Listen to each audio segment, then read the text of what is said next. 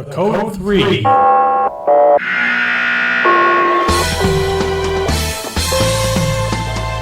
live podcast sponsored by the Marin Fire History Group. All about the history of the fire service in Marin County, California. And now your host, retired Fire Chief Bill Lellis. Good day, and once again, welcome to the Marin County Fire Chief's historical website.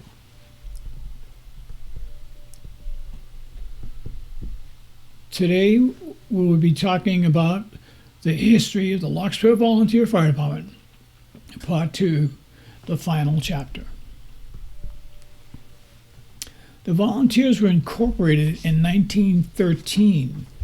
Membership was limited to 13 members. Dues were 25 cents a month, and missed 3 months, and there was grounds for dismissal. The money they were receiving at this time came from the booster days and the first year of the Rose Bowl being opened. And they had so much money they had to protect it, and they filed for nonprofit status with the state. Today I'm going to concentrate on the gentleman who kind of held it all together, Chief Dolph Doherty, a gentleman for all seasons, 1880 to 1959. It was Dolph that was the glue that held the volunteers together for their first 30 to 40 years. And there is now a street in Larkspur, Doherty Drive, that is named after him. Dolph built the Rose Bowl dance platform. He built Station 15 on Magnolia Ave and purchased the most current fire apparatus that was available at the time. His comment always was, if it's good enough for New York, it's good enough for Larkspur.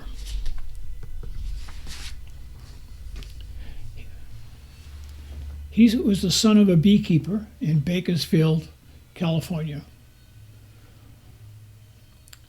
And he had a tendency as a little kid to follow the fire trucks whenever they came by. So it got so bad that his mother had to pin a note on him saying, "Mr. Policeman, if you find our son Dolph following the fire engines, please bring him home. Thank you, his mother and father." And little did he know the future he had with the fire service. He ran the lumber mill in the foothills of Breckenridge, California, and supplied the lumber for the new wooden forest of oil rig fields as oil was discovered in Bakersfield.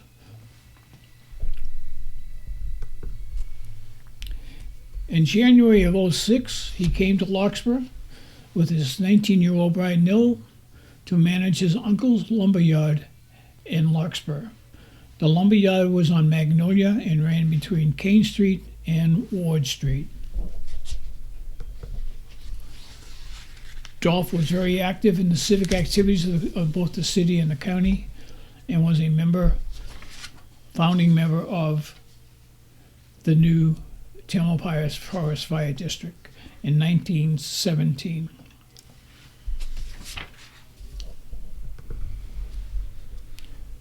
The volunteers would elect or hire 13 fire chiefs over their 56 years of fire protection without taxation. Their last fire chief was a gentleman by the name of John Raggio. John, after his retirement from the fire department, was a very civic-oriented member of the community and ran the Minuteman delivery business and hired many of the volunteer sleepers to work for him.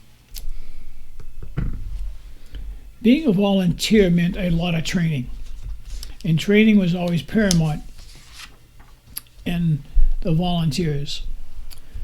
Whether they were pulling a hose cart of 1,000 pounds to the 1,500 gallon per minute engine, knowing how to operate these apparatus was paramount in the volunteers' daily lives.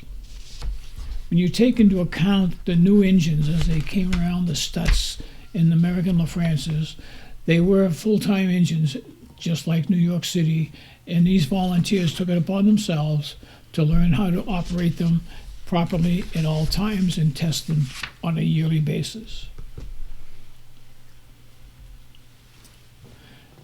For all their efforts, the city fathers in 1962 gave the volunteer firefighters a raise of $5 per fire, whether it was for 5 minutes or 5 hours, and $2.50 per drill.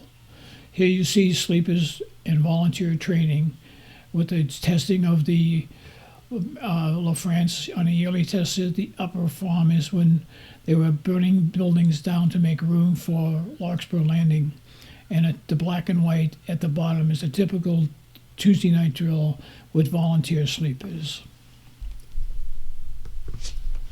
The volunteers would respond to any call once the sound of the air horn was blasting.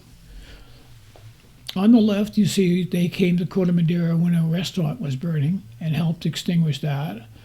On the upper right is a fire in downtown Larkspur, where the 1954 Jimmy was first in. The fire was started by 2 little kids playing with matches in the closet. The bottom is one of the most difficult places in Larkspur to fight a fire on Boardwalk 1.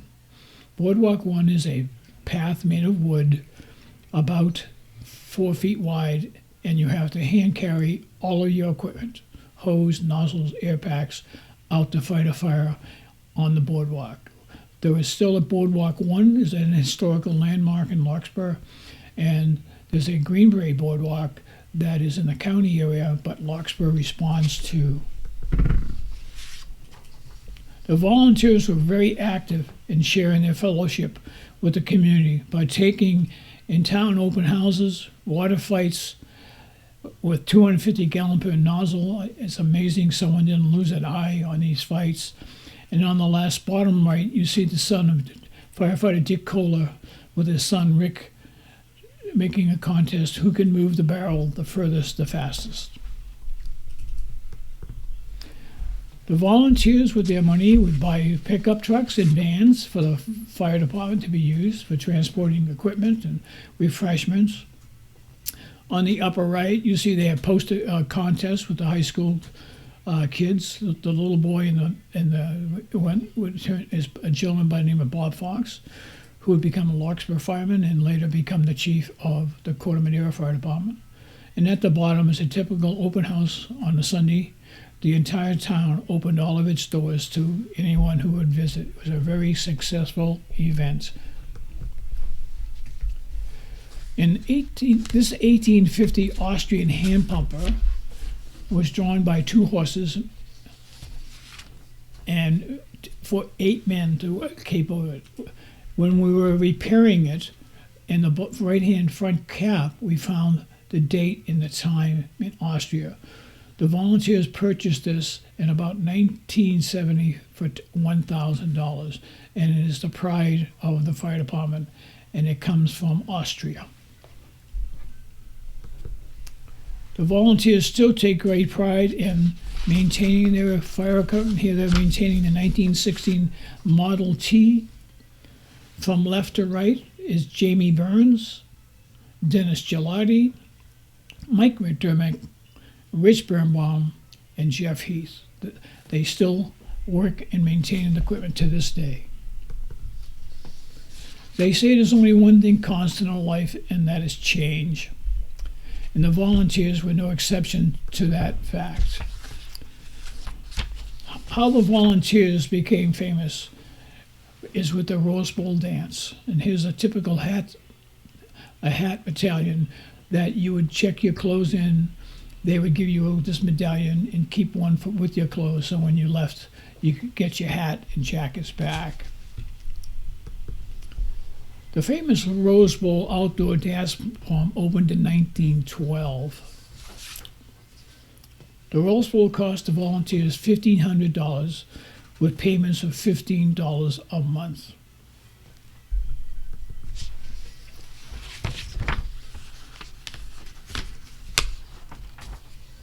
This 3,000 square foot platform with trees growing up through the floor is how the volunteers became famous and accumulated their wealth.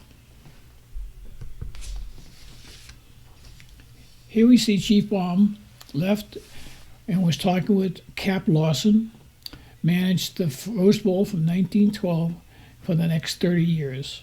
And San Francisco has survived the '06 quake, but was lost in the ensuing fire. The question to you is, what is a piece of apparatus has the chief in his lap? The volunteers took great pride in providing fire protection to the community with not one penny of taxes. Their theme was fire protection without taxation. The volunteers maintained the firehouses, purchased all the equipment, installed a state-of-the-art fire alarm system throughout the community, and hired 3 full-time firemen, 1 man on duty at all times. In 1913, the volunteers moved from the so-called shack on Magnolia into the new station behind City Hall, which today is part of the Larkspur Library. Station 1 was built in 1937 for a cost of $18,000. The station was designed by Dolph. In the front part of the building was an apartment for the chief and his family, and the back 2/3 was these sleeping quarters and day rooms and kitchens for the on-duty staff. And it turns out to be that's where most of the sleepers reside to this day, and offices.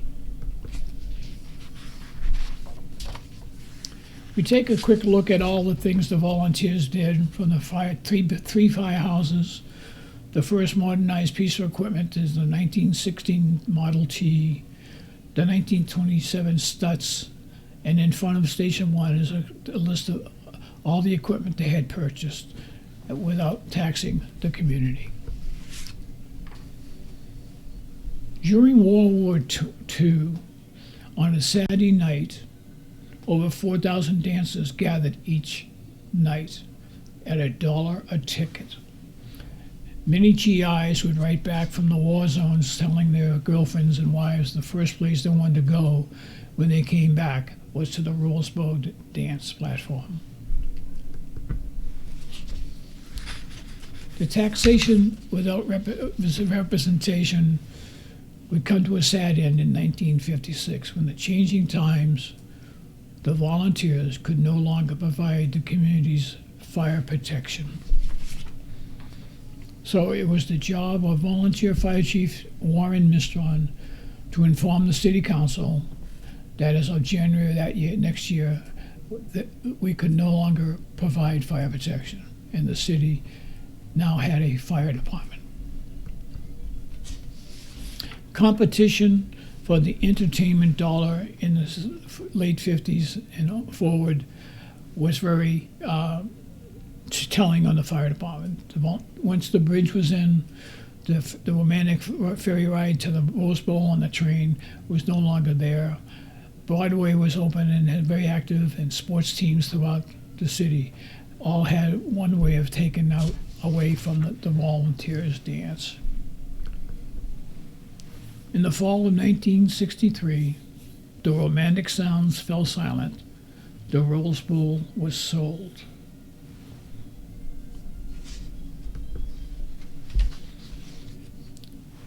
There is nothing stronger than the heart of the volunteers, spoken by Lieutenant Colonel Jimmy Doolittle. Jimmy Doolittle spoke those words on the deck of the aircraft carrier, USS Hornet. But his statement represents the men and women of the Larkspur Volunteer and their heart towards their community. The sun has set on this famous dedicated department. They serve their community well, and everyone should be very proud who took part in that organization. So on behalf of the Marin County Fire Chiefs, we thank you for watching this program, and we wish you all best of luck, and remember, keep them small. Wait, one moment. One moment. We have to ask the chief. It says right here.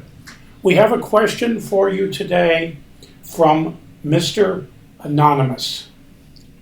Mr. Anonymous wants to know whatever became of the actual Rose Bowl property. Well, I was the president of the volunteers when we decided to sell the property. And in our negotiations for the price, one of the things we insisted on was that the apartment complex be named the Rose Bowl Apartments. And they did name it that. So today, at the end of Kane Street, there is a large apartment complex called the Larkspur Rose Bowl Apartments. And the only thing left of the Rose Bowl, if you were to go down Kane Street, across the street from the apartments, protecting people from falling into the Madrone Creek, is a silver banister.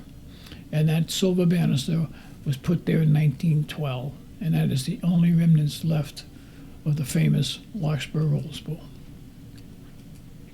And with that, I think we're done. How big should we let our fires get? I don't know who asked that question, but you should never have a fire. That's not a friendly fire.